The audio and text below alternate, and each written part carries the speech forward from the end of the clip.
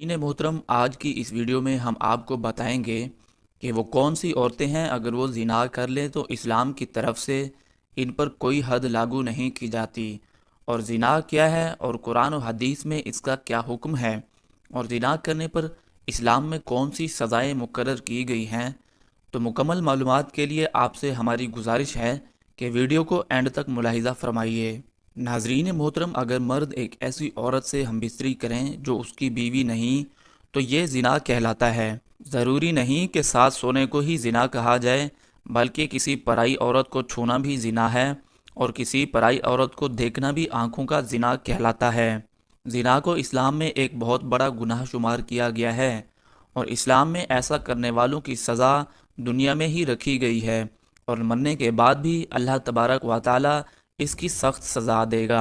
हज़रत मोहम्मद सल्लल्लाहु अलैहि वसल्लम ने फरमाया कि मोमिन होते हुए तो कोई ज़िना नहीं कर सकता। अल्लाह तबारक व ताला कुरान में फरमाता है कि देखो, ज़िना के करीब मत जाओ, ये बेहयाई और बुरा रास्ता है। अगर ज़िना करने वाले शादीशुदा हैं तो खुले मैदान में पत्थर मार मार कर मार डाला जाएगा, और अगर कंवारे हैं तो 100 कोड़े मारे जाएंगे। बहवाला बुखारी शरीफ। रसूलुल्लाह सल्लल्लाहु अलैहि वसल्लम ने फरमाया कि 3 किस्म के लोगों का कोई अमल नहीं लिखा जाता, यानी कि 3 किस्म के लोग ऐसे लोग हैं कि उन्होंने अगरचे ज़िना भी किया तो दीन इस्लाम की रूह से इन पर कोई हुक्म लागू नहीं होगा। एक तो वो जो कि नाबालिग है, कि जब तक बालिग ना हो जाए, और दूसरा वो जो सोया हुआ हो, कि जब तक बेदार ना हो जाए, और तीसरा वो कि जिसका दिमागी तवाज़ुन ठीक ना हो। इस पर भी इसकी कोई हद नहीं है। प्यारे दोस्तों, इसी तरह अगर कोई नाबालिग लड़की हो और इसे ज़िना हो जाए तो इस पर इस्लाम की तरफ से कोई शरई हद लागू नहीं। और अगर कोई औरत सोई हुई हो जब तक कि वो जाग ना जाए तो इस पर भी कोई ज़िना की सज़ा आयद नहीं की जाएगी। और तीसरा ये कि अगर कोई औरत अपना जहनी तवाज़ुन खो देती है, या ये कि शुरू से ही इसका जहनी तवाज़ुन ठीक नहीं, तो ज़िना करने की सूरत में इस पर इस्लाम की तरफ से कोई शरई हद लागू नहीं की जाएगी, यानी कि इसे कोई सज़ा नहीं दी जाएगी, और ऐसा करना इस पर मुआफ़ है।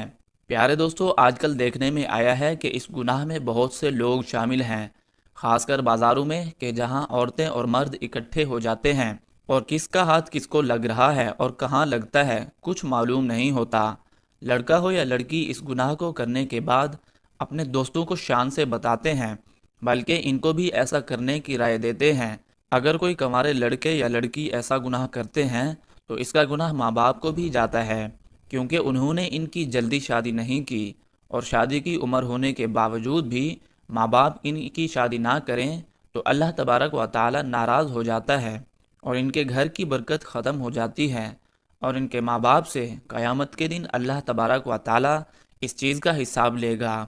एक जगह पर अल्लाह तबारक व ताला ने कुरान पाक के अंदर इरशाद फरमाया है, पाक दामन लड़कियां पाक दामन लड़कों के लिए हैं।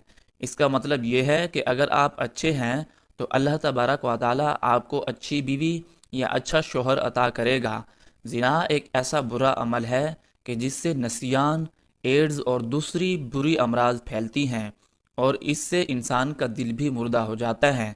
ज़िना करने वाले के लिए रजम यानी कि ज़िनाकार पर एक हद कायम करने का तरीका बताया गया है कि ज़मीन में गड्ढा खोदा जाए और जानी को इसमें खड़ा करके सीने तक इसको मिट्टी से दबा दिया जाए, फिर इसको पत्थर मारे जाएं यहाँ तक कि वो मर जाए। ये कार्रवाई इमाम और मुसलमानों की एक जमात के सामने की जाए। अल्लाह तबारक व ताला का हुक्म है, और इनकी सज़ा के वक़्त ईमान वालों की एक जमात ज़रूर होनी चाहिए। रजम के बारे में औरत और मर्द का हुक्म बराबर है, अलबत्ता औरत के कपड़े बांधे जाएंगे ताकि वो बेपर्दा ना हो। दुआ है कि अल्लाह तबारक व ताला हमें और हमारे दोस्तों को ज़िना जैसे इस घिनौने मर्ज़ से हमेशा हमेशा के लिए महफूज फरमाए।